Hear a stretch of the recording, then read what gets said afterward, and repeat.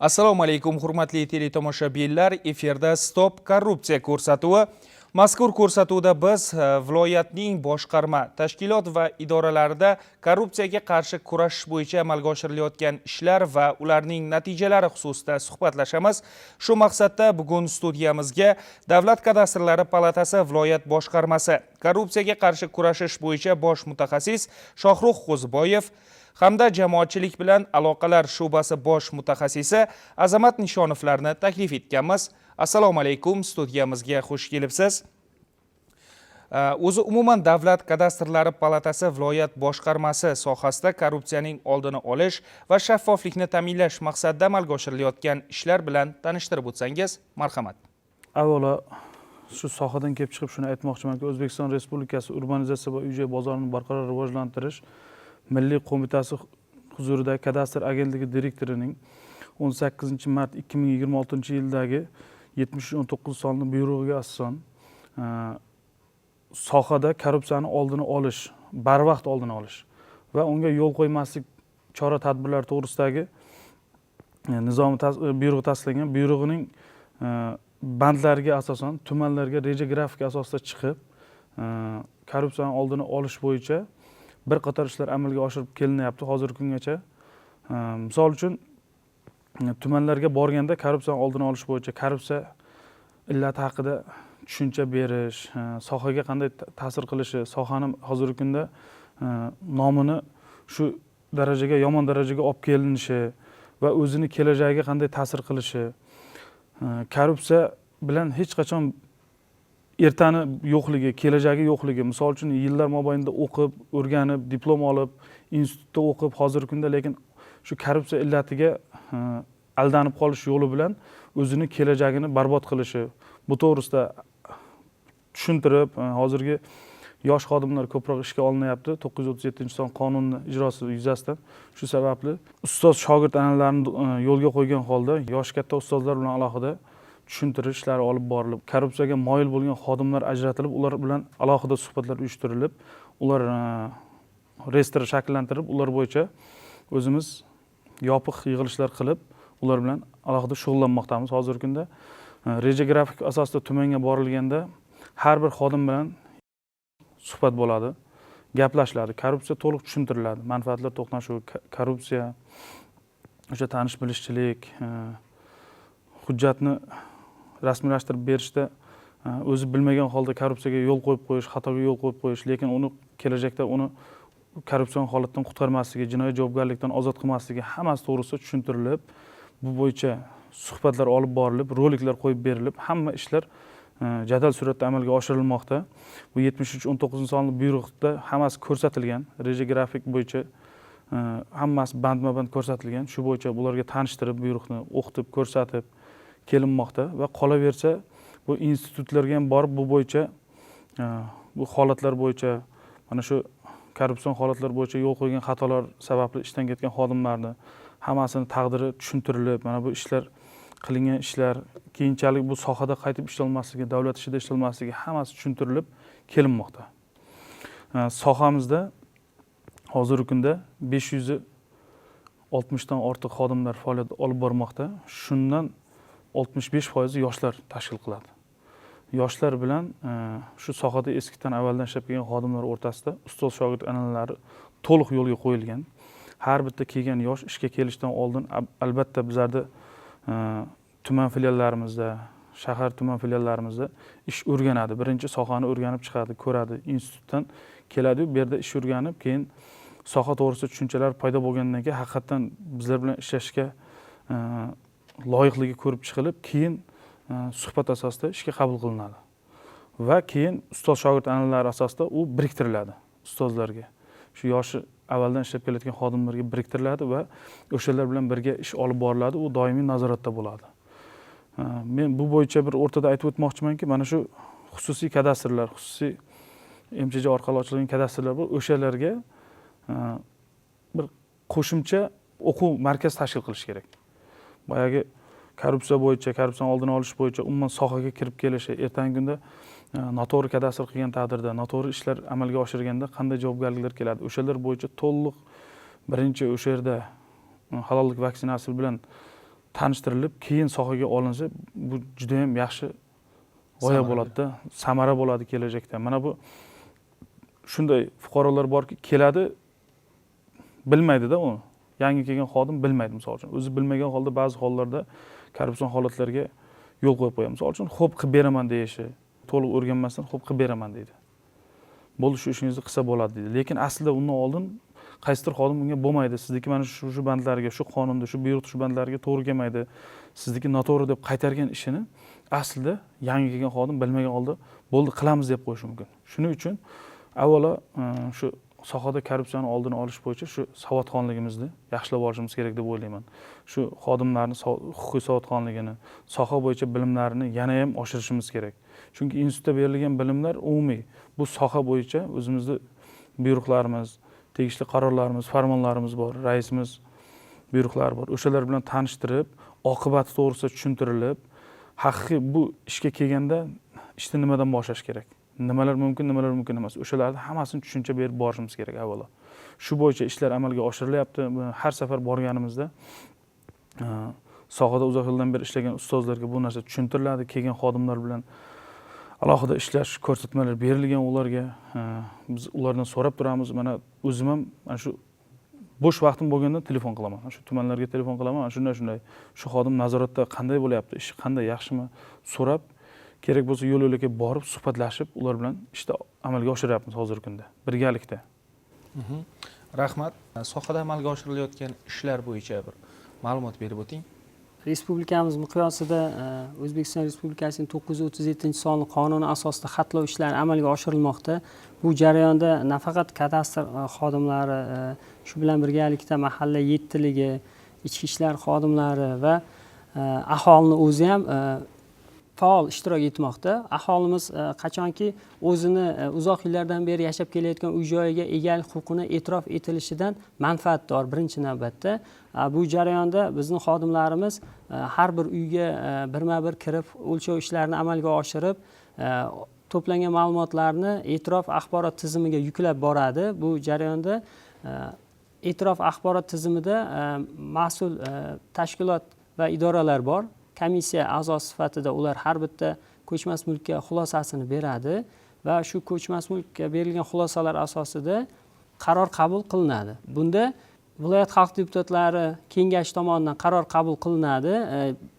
Xatlov o'zi 5 bosqichda amalga oshirilgan bo'lsa, keyingi bosqichda 2 oy komissiyani o'sha xulosa berish jarayonida ko'rib chiqiladi. Undan keyin yana 1 oy mobaynida u e'londa turadi. O'sha fuqaroni haqiqatan uy joyiga e'tirof etish mumkinligi o'zini tanishtirgan holatda mahallalarga bu bo'yicha e'tirof axborot tizimiga o'tgan uy joylar ro'yxati ilib qo'yiladi mahalla binosiga va to'g'ridan-to'g'ri kadastr.e'tirof.uz sayti orqali ham kuzatib borish mumkin. Qaysi tashkilot o'sha fuqaroning uy joyiga qanaqa xulosa berganligini to'g'ridan-to'g'ri kuzatib boradi. Agar qaysiki tashkilot rad xulosa bergan bo'lsa, aynan o'sha tashkilot o'ziga murojaat qilib, xulosasini, sababini so'rash imkoniyati bor. Va qaror qabul qilingunga qadar agar o'sha xulosa yangilanib to'g'rilanadigan bo'lsa, sabablari tushuntirilgandan keyin keyinchalik qaror qabul qilinishi mumkin. Bunda qonun bilan 2018-yil 1-mayga qadar qurilgan bino inshootlar va yer uchastkasiga bo'lgan huquqlar e'tirof etiladi. Shu bilan birga tizimda bir qator raqamlashtirish ishlari amalga oshirilgan. Bunda oldindan o'zaro integratsiya qilinmagan Davreyestr, ko'chmas mulk va ko'chmas mulk 3 axborot tizimlari o'rniga Jahon banki bilan hamkorlikda kadastr va ro'yxatdan o'tkazish integratsiyalashgan axborot tizimi USCAD tizimi ishga tushirilgan. Mana shu xatlov jarayonidagi har bitta ko'chmas mulk o'sha USCAD axborot tizimida aks ettirib boriladi, elektron xaritada ko'rib boriladi. Bundan tashqari ko'chmas mulkka bo'lgan huquqlarni hisobini yuritishda shaffoflikni ta'minlash maqsadida open.ngis.uz ommaviy geoportal ishga tushirilgan bo'lib, shuningdek ko'chmas mulkka bo'lgan huquqlarni davlat ro'yxatidan o'tkazish xizmatlari, davlat xizmatlari markazlari hamda yagona interaktiv davlat xizmatlari portali orqali ariza berish, shaffof va ochiq tarzda amalga oshirish tizimi yo'lga qo'yilgan. Rahmat. Umuman sohada raqamlashtirish jarayonlarining borishi korrupsiyani kamaytirishda qanday imkoniyatlarni yaratadi? albatta bu jarayonlar muhim hisoblanadi.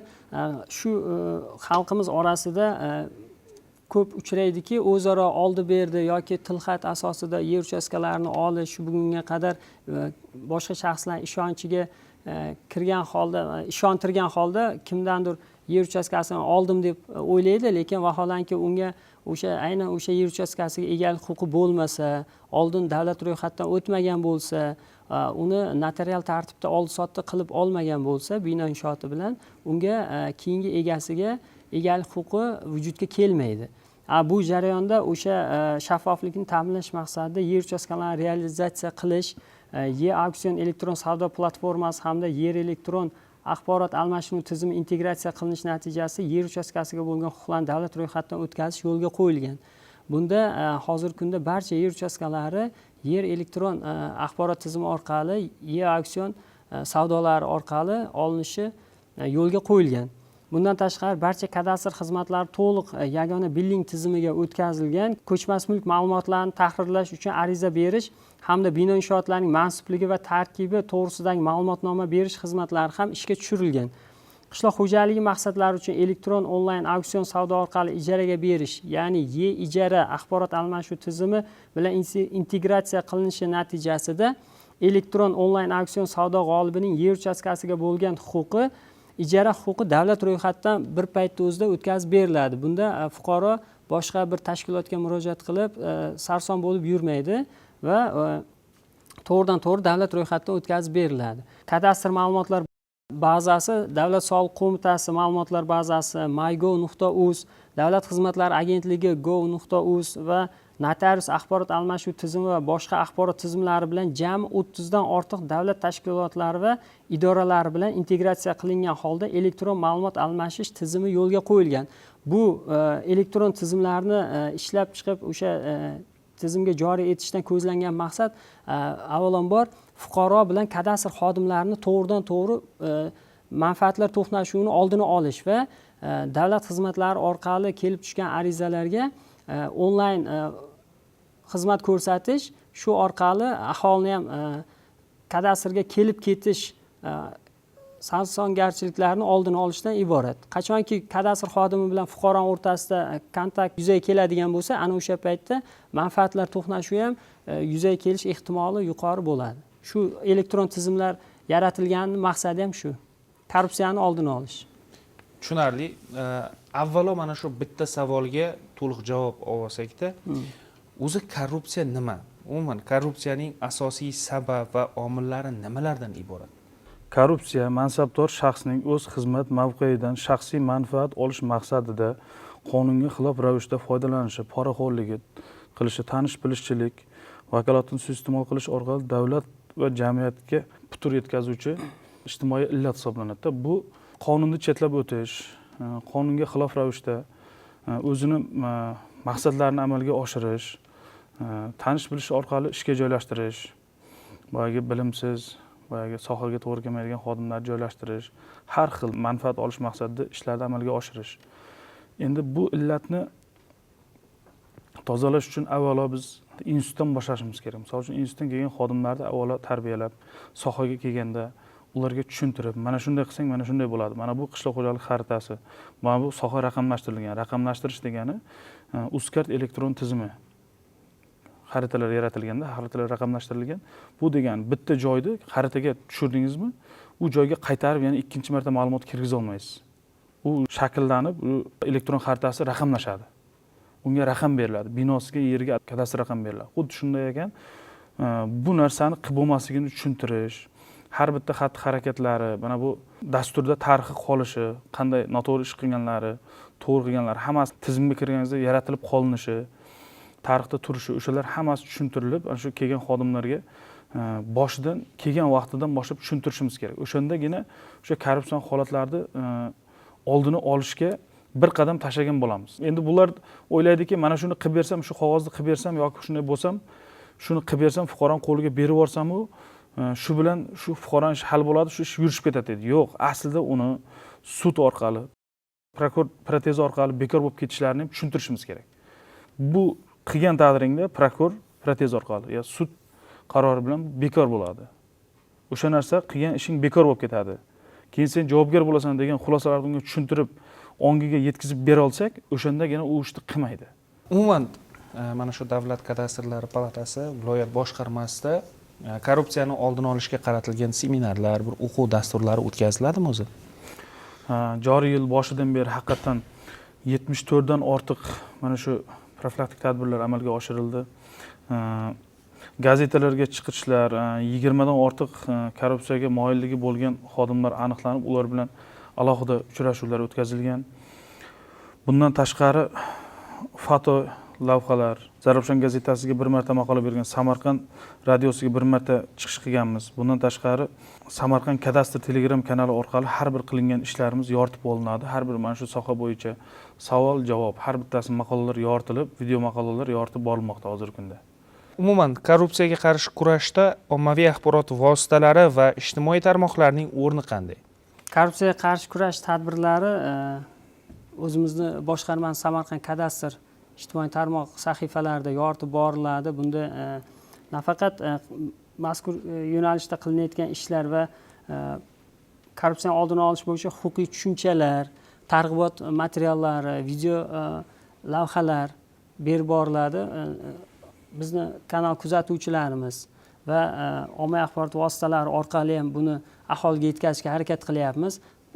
Haftaning har payshanba kuni Telegram kanalimiz orqali onlayn muloqot yo'lga qo'yilgan. Aynan o'sha kadastr sohasiga tegishli masalalar bo'yicha fuqarolarda yuzaga kelayotgan dolzarb masalalar yuzasidan savollariga javob berib o'tiladi mutaxassislarimiz tomonidan. Bunda shu bugungi kunga qadar aprel oyining o'zida mana 5 marta har payshanba kuni o'tkazgan bo'lsak, 150 dan ortiq fuqarolar ishtirok etib, o'zlarini savollarini berishgan. Va agar alohida o'rganish talab etiladigan murojaatlar bo'ladigan bo'lsa, yozib olinib, joyiga mutaxassislar jalb qilinib, individual tartibda o'rganib kelinmoqda. Buni nima tomoni imkoniyatini yuqoriligi bu onlayn chatdan fuqaroni qayerda bo'lishidan qat'iy nazar ko'plab mana hozir yurtdoshlarimiz ish bilan safarga ketgan bo'lishlari mumkin. Ular o'sha kishilar xohlagan vaqtda o'sha joydan murojaat qilib bizga o'zini muammosini ayta olyapti. Aynan tashkilotning o'ziga kelib murojaat qilib o'tirmasdan, vaqtini, naqdini sarf qilmasdan biz shu fuqarolarning murojaatlari bilan ishlayapmiz hozir. Buni imkoniyatlari hozir ancha keng yo'lga qo'yilgan. Bundan tashqari yozma ommaviy axborot vositalari va tashqi ommaviy axborot vositalari bilan birga hamkorlikda ishlab, sohada amalga oshirilayotgan ishlar, targ'ibot materiallari berib borilmoqda. Shu jumladan Samarqand telekanali orqali ham telekanal kuzatuvchilariga o'zimiz sohaga oid ma'lumotlar berib borilmoqda. Bundan tashqari o'sha o'zimizni ijtimoiy tarmoq sahifalarimizda xatlov jarayonlari jadal davom etmoqda. Korrupsiyaga qarshi kurash davr talabi, xatlovdagi ayrim holatlar yoki boshqa shu kabi 937-sonli qonun mazmun mohiyati haqidagi rolik va slaydlar namoyish etib borilmoqda. Keng ommaga materiallarimiz taqdim etib borilmoqda. Shu bilan birga o'sha korrupsion holatlarni oldini olish va ushbu holatga duch kelganda qaysi manbalar orqali bizlarga murojaat qilish imkoniyatlari yaratilgan. Har bitta tuman shahar filiallariga alohida devoriy burchak tashkil qilingan va fuqarolarga oson va qulay shaklda murojaat qilish tartiblari ko'rsatib o'tilgan. Unda kadastr agentligining 1097 qisqa raqamlari va kadastr.uz sayti orqali murojaat qilish imkoniyatlari va boshqarmaning ishonch telefon raqamlari u yerda yozib qo'yilgan. Shu bilan birga dkp.uz bot yaratilgan bo'lib, Davlat kadastrlari palatasiga to'g'ridan-to'g'ri murojaat qilish imkoniyatlari bor fuqarolarda. Korrupsion holatlar yuzaga kelganda yoki xodimlarning ishidan norozilik yuzaga kelganda to'g'ridan-to'g'ri rahbariyatga murojaat qilish imkoniyatlari yaratilgan. Ma'lumotlar uchun rahmat. O'ylaymizki, mana shu korrupsiyani oldini olish va unga qarshi kurashishda birlashamiz. Hurmatli teletomoshabinlar, bizlarga ajratilgan vaqt o'z nihoyasiga yetmoqda. Keyingi dasturlarimiz orqali ko'rishguncha xayr, salomat bo'ling.